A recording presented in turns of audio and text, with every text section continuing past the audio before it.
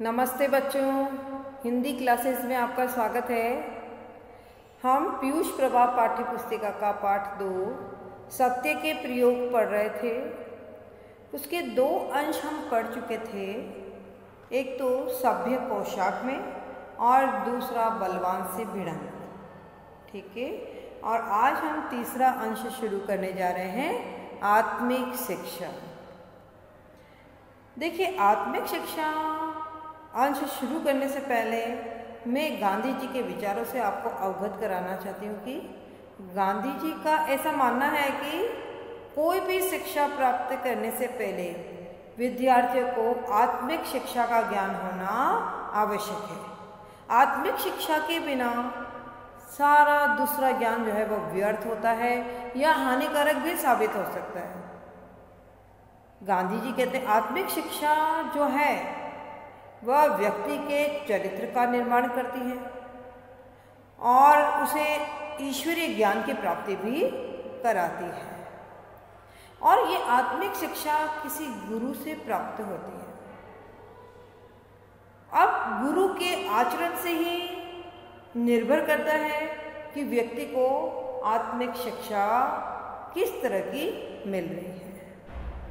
तो जो गुरु विद्यार्थियों को आत्मिक शिक्षा देता है, उसका आचरण से वह शिक्षक जो है पवित्र होना चाहिए, क्योंकि बच्चा शिक्षक के आचरण का ही अनुसरण करता है।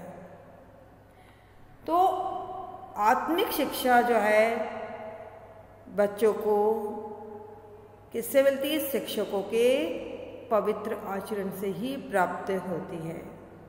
ठीक है, अब हम इस अंश को शुरू करने जा रहे हैं। अब हम आत्मिक शिक्षा अंश शुरू करने जा रहे हैं। विद्यार्थियों के शरीर और मन को शिक्षित करने की अपेक्षा आत्मा को शिक्षित करने में मुझे बहुत परिश्रम करना पड़ा। आत्मा के विकास के लिए मैंने धर्म ग्रंथों पर कम आधार रखा था। मैं मानता था कि विद्यार्थियों को अपने अपने धर्म के मूल तत्व जानने चाहिए, अपने अपने धर्म ग्रंथों का साधारण ज्ञान होना चाहिए। इसलिए मैंने यथाशक्ति इस बात की व्यवस्था की थी कि उन्हें ये ज्ञान मिल सके, किंतु उसे मैं बुद्धि की शिक्षा का अंग मानता हूँ। देखिए, टॉल्स्टॉय आश्रम में गांधी जी जब विद्यार्थियों को शिक्षा देते थे तो वे मानते थे कि विद्यार्थियों को अपने अपने धर्म के मूल तत्व का ज्ञान भी होना चाहिए, धर्म ग्रंथों का भी साधारण ज्ञान होना चाहिए। और इन सब की व्यवस्था मैंने वहाँ पे करी भी है ना। और ये सब कह रहे हैं कि ये सिर्फ उनके बौद्धिक ज्ञान का ही एक अंग है, अर्थात उनका इस सब चीज़ों से क्या होगा? बौद्धिक विकास होगा। आत्मा की शिक्षा एक बिल्कुल भिन्न विभाग है, अर्थात बुद्धि की शिक्षा और आत्मा की शिक्षा दोनों में भिन्नता है। इसे मैं टॉल्स्टॉय आश्रम के बालकों को सिखाने लगा, उसके पहले ही जान चुका था। आत्मा का विकास करने का अर्थ है, अर्थात आत्मिक शिक्षा का विकास करने का अर्थ है चरित्र का निर्माण करना, ईश्वर का ज्ञान पाना, आत्मज्ञान प्राप्त करना। इस ज्ञान को प्राप्त करने में बालकों को बहुत ज़्यादा मदद की जरूरत होती है और इसके बिना दूसरा ज्ञान व्यर्थ है, हानिकारक भी हो सकता है, ऐसा मेरा विश्वास है। देखिए, गांधी जी कहना चाहते हैं कि आत्मिक शिक्षा व्यक्ति के चरित्र का निर्माण करती है और उसे ईश्वरीय ज्ञान की प्राप्ति भी कराती है। तो कोई भी ज्ञान प्राप्त करें उससे पहले विद्यार्थियों को आत्मिक शिक्षा प्रदान करना आवश्यक होता है। मैंने सुना है कि लोगों में यह भ्रम फैला हुआ है कि आत्मज्ञान चौथे आश्रम में प्राप्त होता है। चौथे आश्रम का अर्थ जीवन के 4 आश्रम होते हैं, ब्रह्मचार्य आश्रम, गृहस्थ आश्रम, वानप्रस्थ आश्रम और चौथा है संन्यास आश्रम। तो कुछ लोगों में ये भ्रम है कि चौथा आश्रम जो है यानी संन्यास लेकर ही व्यक्ति आत्मिक शिक्षा को प्राप्त करता है या आत्मज्ञान को प्राप्त करता है। लेकिन जो लोग इस अमूल्य वस्तु को चौथे आश्रम तक मुलतवी रखते हैं, मुलतवी का अर्थ होता है स्थगित, अपनी विचारधारा को यहीं पर स्थगित रखते हैं कि चौथे आश्रम में जाकर अर्थात संन्यास आश्रम में जाकर ही हमें आत्मज्ञान की प्राप्ति होती है, तो गांधी जी कहते हैं कि वे आत्मज्ञान प्राप्त नहीं करते, बल्कि बुढ़ापा और दयाजनक बचपन पाकर पृथ्वी पर भार स्वरूप जीते हैं। क्योंकि गांधी जी का ऐसा कहना है कि कि आत्मिक शिक्षा जो है या आत्मज्ञान जो है व्यक्ति को किसी भी उम्र में प्राप्त हो सकता है। उसके लिए संन्यास आश्रम तक पहुंचने की आवश्यकता नहीं है, यानी उससे पहले भी व्यक्ति को आत्मिक शिक्षा प्राप्त हो सकती है और प्राप्त कर भी लेनी चाहिए। इस प्रकार का सार्वत्रिक अनुभव, सार्वत्रिक का अर्थ होता है सब जगह, सब जगह अनुभव पाया जाता है। संभव है सन 1911 और 12 में इन विचारों को इस भाषा में न रखता, पर मुझे यह अच्छी तरह याद है कि उस समय मेरे विचार इसी प्रकार के थे। आत्मिक शिक्षा किस प्रकार दी जाए? मैं बालकों से भजन गवाता, उन्हें नीति की पुस्तकें पढ़कर सुनाता, किंतु इससे मुझे संतोष न होता। जैसे जैसे मैं उनके संपर्क में आता गया, मैंने यह अनुभव किया कि यह ज्ञान तो पुस्तकों के द्वारा तो दिया ही नहीं जा सकता है। देखिए, गांधी जी बालकों को आत्मिक शिक्षा देने के लिए सर्वप्रथम उन्होंने बालकों से भजन गवाए, नीति की पुस्तकें उन्होंने पढ़ के सुनाई ताकि उनको कुछ नैतिक शिक्षा मिले, किंतु गांधी जी को इन सब कार्यों में संतोष नहीं हुआ और उन्होंने यह अनुभव किया कि आत्मिक शिक्षा जो है वो पुस्तकों के द्वारा तो दी ही नहीं जा सकती है। शरीर की शिक्षा जिस प्रकार शारीरिक कसरत द्वारा दी जाती है, बुद्धि की बौद्धिक कसरत द्वारा, उसी प्रकार आत्मा की शिक्षा आत्मिक कसरत के द्वारा ही दी जा सकती है। तब गांधी जी को समझ में आया कि शरीर को यदि स्वस्थ रखना है तो शारीरिक कसरत जरूरी है। बुद्धि की बौद्धिक कसरत यानी बौद्धिक ज्ञान के द्वारा ही हम बुद्धि का विकास कर सकते हैं। उसी प्रकार आत्मा की शिक्षा आत्मिक कसरत यानी आत्मिक ज्ञान के द्वारा ही आत्मा की शिक्षा दी जा सकती है। आत्मा की कसरत अर्थात आत्मा का ज्ञान शिक्षक के आचरण द्वारा ही प्राप्त की जा सकती है, यानी कि आत्मा का ज्ञान शिक्षक के श्रेष्ठ आचरण के द्वारा ही दिया जा सकता है, क्योंकि बच्चा जो है वह शिक्षक के पवित्र आचरण या उसके श्रेष्ठ आचरण का ही अनुसरण करता है। इसलिए शिक्षक को अपना आचरण श्रेष्ठ रखना होगा, तभी वह विद्यार्थियों को आत्मिक ज्ञान दे सकता है। अतएव युवक हाजिर हो चाहे न हो, शिक्षक को सावधान रहना चाहिए, यानी कि युवक सचेत हो न हो अर्थात शिष्य सचेत हो या न हो, शिक्षक को सदैव सचेत रहना होगा। लंका में बैठा हुआ शिक्षक भी अपने आचरण द्वारा अपने शिष्यों की आत्मा को हिला सकता है। लंका में बैठा शिक्षक अर्थात दूर बैठा शिक्षक भी अपने श्रेष्ठ आचरण के द्वारा अपने शिष्यों को आत्मिक शिक्षा दे सकता है। मैं स्वयं झूठ बोलूं और अपने शिष्यों को सच्चा बनने का प्रयत्न करूं तो वह व्यर्थ है, यानी कि यदि शिक्षक स्वयं झूठ बोले और शिष्यों से अपेक्षा करे कि वे सत्य बोले और सत्य बोलने के लिए उनको शिक्षा दे, तो यह प्रयत्न उसका व्यर्थ ही होगा। डरपोक शिक्षक शिष्य को वीरता नहीं सिखा सकता। मैंने देखा कि मुझे अपने पास रहने वाले युवकों और युवतियों के सम्मुख पदार्थ पाठ सा बनकर रहना होगा। पदार्थ पाठ का अर्थ होता है आदर्श रूप में। तो गांधी जी ने इस चीज़ को महसूस किया कि मैं अपने विद्यार्थियों के सम्मुख जो है वह आदर्श बनकर आदर्श स्वरूप रहूं, अर्थात अपने अंदर ऐसे गुणों को रखूं ताकि लोग मुझे अपना आदर्श माने। तो मैं अपने विद्यार्थियों के सम्मुख आदर्श रूप में रहूं, इस कारण मेरे शिष्य मेरे शिक्षक बने, क्योंकि ये बात मैंने अपने शिष्यों को के अंदर भी मैं अच्छे गुणों को जागृत करना चाहता था। इसी कारण मेरे शिष्य जो है वह मेरे शिक्षक बने, अर्थात शिष्यों के बदौलत ही मैंने अपने आप को आदर्श पुरुष बनाने का प्रयास किया।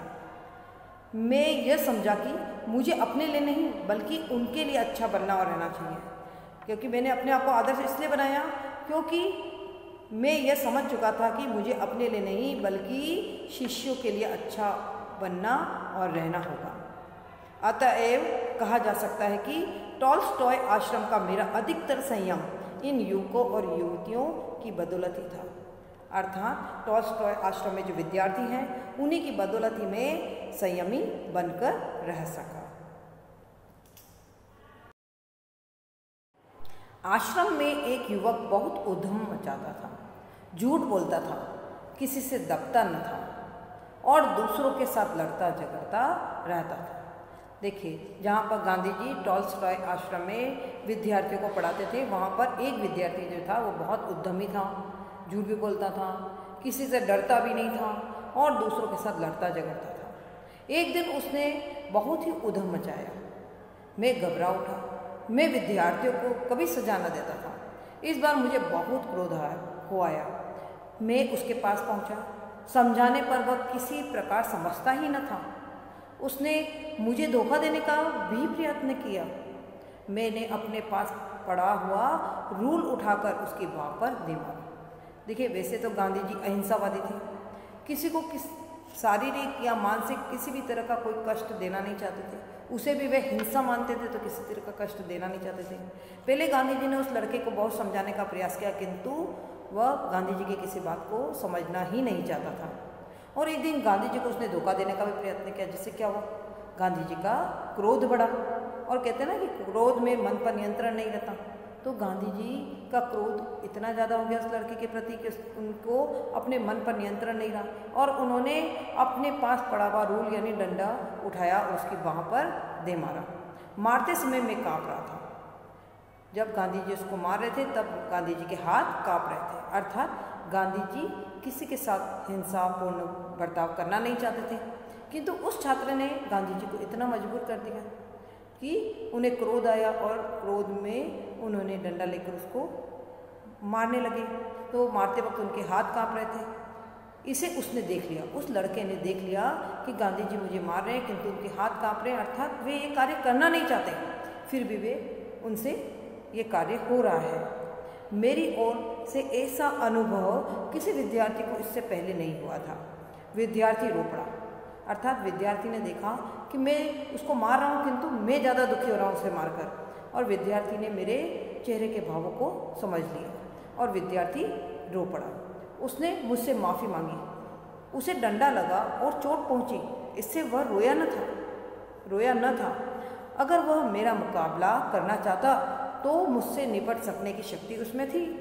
उसकी उम्र कोई 17 साल की रही होगी। उसका शरीर सुगठित था, पर मेरे रूल में उसे मेरे दुख का दर्शन हो गया। अर्थात मैंने इस डंडे से उसकी पिटाई की तो उस समय मेरे मन को अत्यंत दुख हो रहा था और वह भाव मेरे चेहरे पर साफ साफ दिखाई दे रहा था।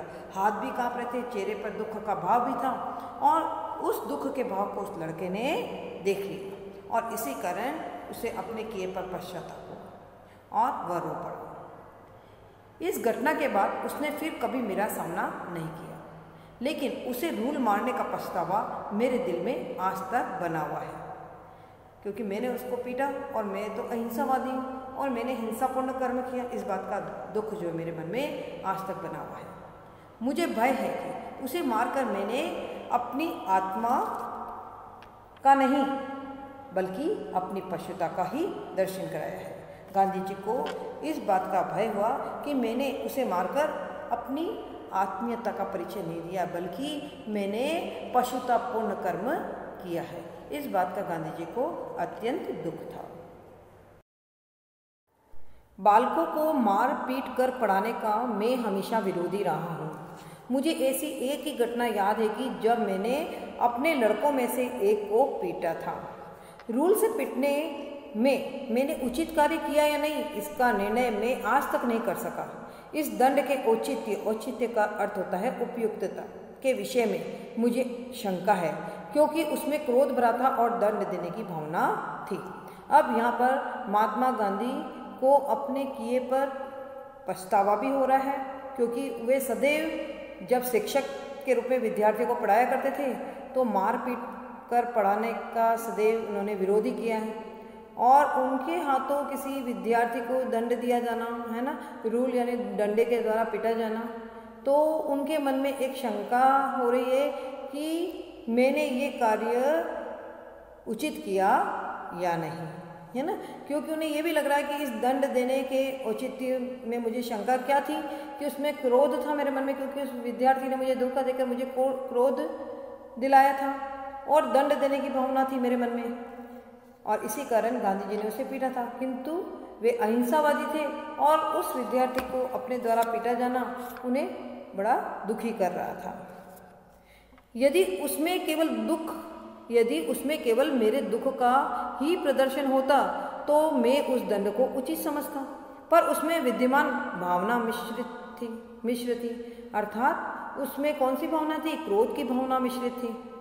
इस घटना के बाद तो मैं विद्यार्थी को सुधारने की अधिक अच्छी रीति सीख गया। अब वो रीति क्या सीखी उन्होंने कि शिक्षक अपने आचरण के द्वारा ही बच्चों को सही मार्ग दिखा सकता है और अच्छी शिक्षा देकर अच्छे आचरण वाला बना सकता है। बिना दंड दिए ही बच्चों को सही मार्ग पर लाया जा सकता है।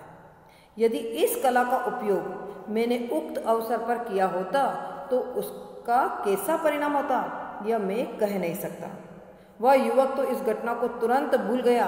मैं यह नहीं कह सकता कि उसमें बहुत सुधार हो गया, पर उस घटना ने मुझे इस बात के लिए अधिक सोचने को विवश किया कि विद्यार्थी के प्रति शिक्षक का क्या धर्म है।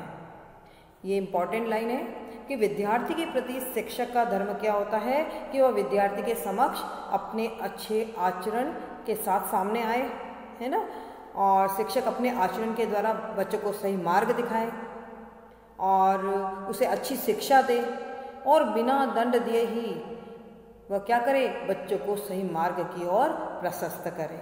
यही शिक्षक का धर्म होता है। उसके बाद युवकों द्वारा ऐसे ही दोष हुए, नहीं, मेरे विद्यार्थियों में अन्य युवकों के द्वारा भी इस तरह के दोष हुए, लेकिन मैंने फिर कभी दंड नीति का उपयोग नहीं किया।